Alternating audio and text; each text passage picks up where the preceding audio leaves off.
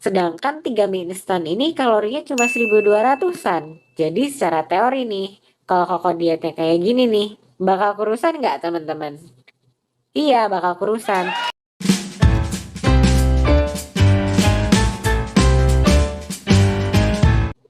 Halo teman-teman, selamat datang lagi di channelnya Koko. Gimana kabar kalian? Semoga semuanya sedang baik-baik dan bahagia di balik layar ini ya. Ini adalah episode 6 dari Diet with Koko. Di episode sebelumnya kita udah bahas bahwa mengerti tentang kalori itu penting banget waktu kita lagi diet. Dengan mengerti tentang kalori dan mengonsumsi jumlah kalori yang tepat, kita bisa yakin bahwa diet yang kita jalani itu akan berhasil tanpa harus overthinking atau takut kalau makan-makan pas lagi diet. Nah, di episode kali ini kita akan sama-sama bahas lebih lanjut gimana sih makanan yang tepat waktu diet yang sehat. Koko juga akan cerita pengalaman Koko berhasil turun 15 kilo sambil tetap bisa makan makanan yang Koko suka. Jadi pastikan kamu nonton sampai akhir ya. Teman-teman, setelah nonton episode sebelumnya atau bahkan sebelumnya juga, mungkin kamu udah memperhatikan jumlah kalori yang kamu konsumsi dalam sehari. Diet itu sebenarnya kedengeran simple banget kan? Asal kita defisit kalori, maka kita akan jadi kurusan. Makanannya sih terserah apa aja, yang penting gak kebanyakan. Nah, Koko punya nih banyak temen-temen yang berpikir kayak gini, dan hasilnya pada jadi skinny fat deh. Jadi selain defisit kalori, jenis makanan yang kita makan tiap-tiap harinya juga penting banget loh. Ingat-ingat poin ini ya, karena di akhir video kita akan kembali ke sini. Teman-teman, jadi Koko tuh dari kecil sampai sekarang suka banget sama jajanan SD. Tahu kan jenis-jenis jajanan yang biasanya dijual abang-abang di luar SD-SD, ya kayak cilok, telur gulung, gorengan, kue cubit, dan sejenisnya. Tapi tentu aja waktu kita diet, makanan-makanan seperti ini akan masuk ke kategori nggak sehat di pikiran kita kan. Di sisi lain, secara spontan, waktu memikirkan makanan yang tepat waktu lagi diet, mungkin kita akan bayanginnya makanan kayak salad, sop, dan buah-buahan. Tapi sebenarnya apa sih standar untuk mengkategorikan suatu makanan itu sehat dan tepat dimakan waktu diet untuk tujuan fat loss? Nah, untuk menjawab pertanyaan-pertanyaan tersebut, kita harus mengenal istilah makronutrien. Apa itu makronutrien?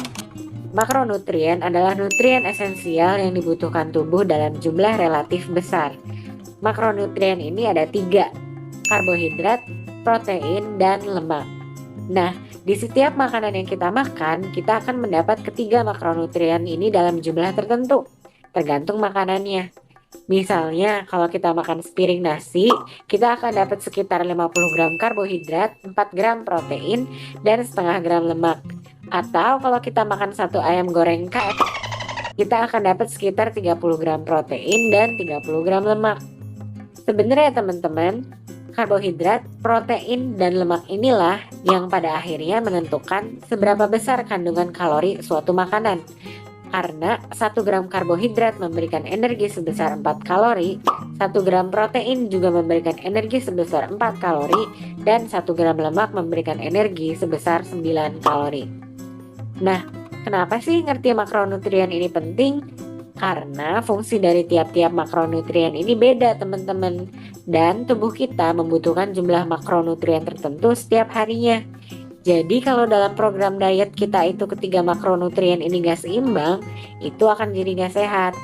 Misalnya, Koko mau dietnya gampang aja, makan mie instan aja 3 kali sehari untuk sarapan, makan siang, makan malam. Gampang kan, enak, cepet, murah lagi. Kalau dilihat jumlah kalorinya, ini kalorinya defisit loh, karena rata-rata kebutuhan kalori 2000 kalori sehari misalnya. Sedangkan 3 mie instan ini kalorinya cuma 1.200-an. Jadi secara teori nih, kalau Koko dietnya kayak gini nih, bakal kurusan nggak teman-teman? Iya, bakal kurusan. Tapi sehat nggak? Enggak. Hal ini bisa menyebabkan weight loss, tapi belum tentu fat loss. Nah, kenapa sih diet kayak gini nggak sehat dan nggak bagus buat fat loss?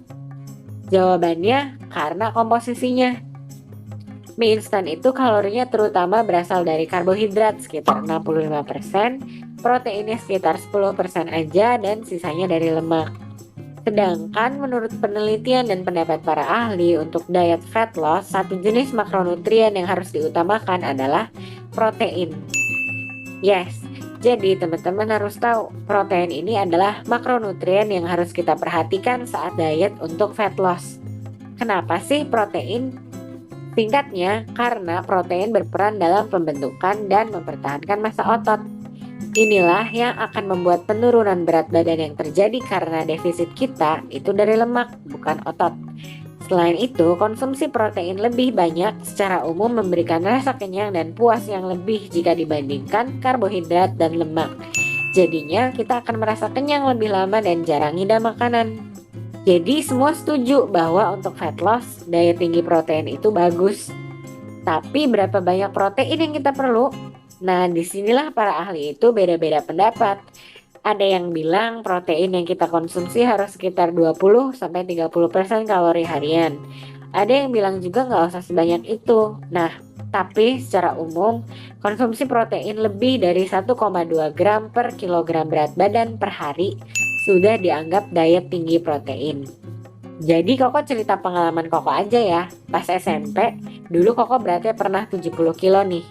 Dan itu termasuk obesitas ya, untuk umur segitu, gak sehat. Jadi Koko mau fat loss saat itu. Nah, 70 kg itu dikali 1,2. Jadi hasilnya 84. Jadi dalam sehari Koko harus hitung kalori supaya kalori defisit di 80% TDEE. Dan Koko make sure bahwa 84 gram protein itu termasuk di jatah kalori harian sebesar 80% TDEE. Gitu caranya. Jadi kembali ke lesson tadi ya. Jadi maksudnya kita perhatikan yang kita makan adalah kita perhatiin juga makronutriennya. Terutama kita harus perhatiin jumlah protein yang kita konsumsi, jangan sampai kurang. Nah, satu hal yang paling susah dilakukan adalah keep tracking atau menghitung kalori dan protein yang kita makan. Untuk ini kamu bisa pakai alat bantu seperti aplikasi-aplikasi untuk hitung kalori dan protein yang bisa di-download gratis di Play Store atau App Store. Salah satu yang aku rekomendasiin adalah aplikasi yang namanya Fat Secret. Di sini kita bisa cari makanan yang kita makan untuk lihat kandungan kalori dan makronutriennya. Dan di situ juga kita bisa bikin diary makanan atau catatan harian apa yang kita makan dengan gampang. Oke, kita simpulkan ya teman-teman. Jadi gampang ya untuk fat loss, terutama ada dua hal yang harus kita track dan hitung. Kalori dan protein harian. Untuk kalori, kita bagusnya defisit di 80% TDEE. Untuk detailnya nonton video sebelumnya ya. Kedua adalah protein. Jangan lupa dalam jatah kalori harian 80% TDEE itu, kita konsumsi sekitar 1,2 gram per kilogram berat badan, atau boleh lebih. Jadi jangan sampai kebanyakan makan karbohidrat dan lemaknya aja. Oh iya, Koko tambahin deh yang ketiga.